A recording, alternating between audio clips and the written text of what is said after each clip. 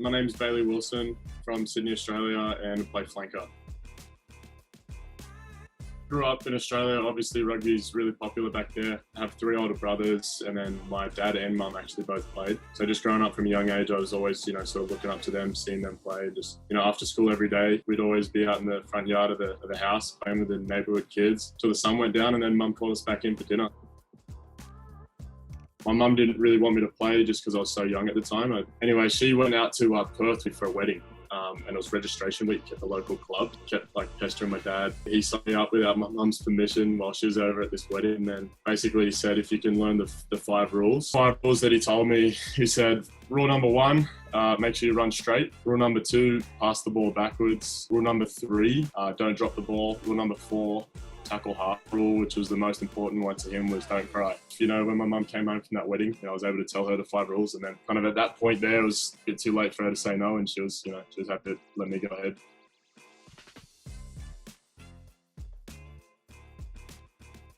I take a little bit from each club. Each club runs different systems, has different, ways they go about things, and I've just taken bits and pieces, and sort of merged them all together, and just, that's what I'm rolling with. It was awesome just to be able to, play against him and be on the same field. And it's just funny just looking up and seeing him in a different coloured jersey was pretty cool, and glad that we won that game, and now I've got bragging rights at every family function. So playing in Utah with United Rugby Club, was eventually able to make it to the Utah state team, the Cannibals. From that team, we go out and play tournaments against all the other states, where I was able to get selected for the high school All-Americans and then eventually the under-20s. It's actually very fortunate in Utah that we have a lot of youth players. I think it's nice knowing that majority of the Saturdays in high school, you've got a game and you don't have to drive too far to be able to play that game. It's great that there's a lot of competition. That obviously that competition is what helps everyone get better. It's a great time for rugby in the US, and especially in Utah, it's definitely picking up quite a bit, and it's good to see these kids being able to aspire to play rugby professionally in their home state as well.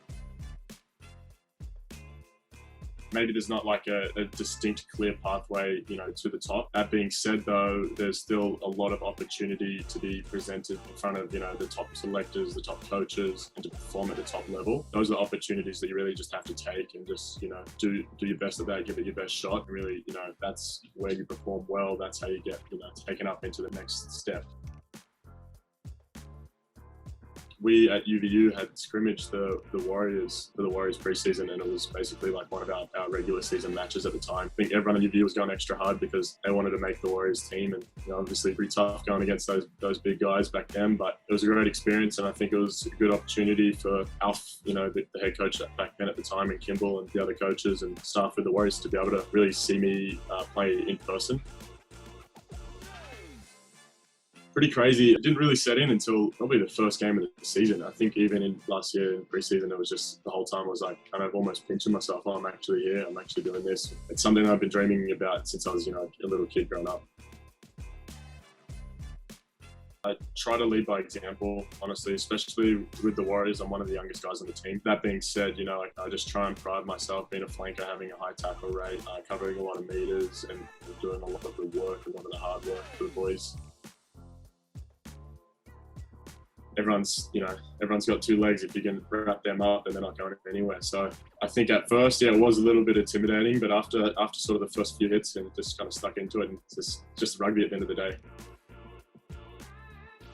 Yeah, I'd love to just build off of last year and just keep that momentum, in an upward trend. That'd be awesome, and hopefully bring a trophy back to Utah. All my mum and dad, obviously, they're great rugby fans, and they were just so excited and just couldn't really believe it at first. It's crazy looking up at someone that used to watch on TV growing up as a kid. And then he's coaching you on all the little fine details, and it's pretty crazy. It's an awesome experience. Just going to Utah Valley University, studying there. I'm studying business management. Between, rugby and that takes up the majority of my time. But when I can, I like to try and hang out with some mates. I enjoy going out in restaurants, trying new foods. If I've got a few extra minutes, jumping on a bit of Call of Duty with the boys isn't too bad either.